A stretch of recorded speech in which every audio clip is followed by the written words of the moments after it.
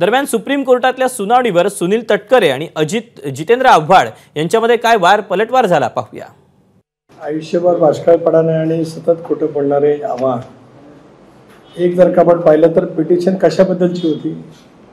Petition दाखल केली गेली होती की आम्हाला सिम्बॉल मिळूच नये, आम्हाला मिळालेलं चिन्ह हे त्या ठिकाणी थांबावं, हा त्याच्या पाठीमागचा अट्टास होता। तो पूर्णपणाने माननीय सर्वोच्च न्यायालयाने फेटाळून लावलेला आहे।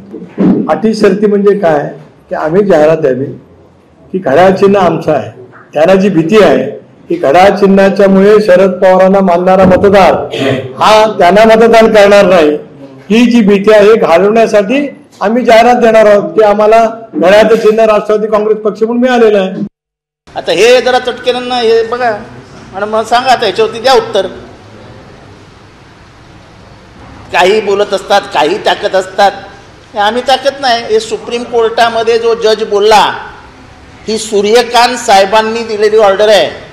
कोणातरी पाठवत जा ना हिअरिंग ऐकायला, ते दुसऱ्याकडनं फोनवर माहिती घेण्यापेक्षा आपला एक कोणतरी माणूस तिथे बसलेला असावं। त्याचबरोबर त्यांचं जे ॲफिडेव्हिट आलं त्याच्यावरती ते म्हणाले Sunil तटकरे's undertaking is incomplete. He is only the state president. Hence, you have to issue the undertaking nationally.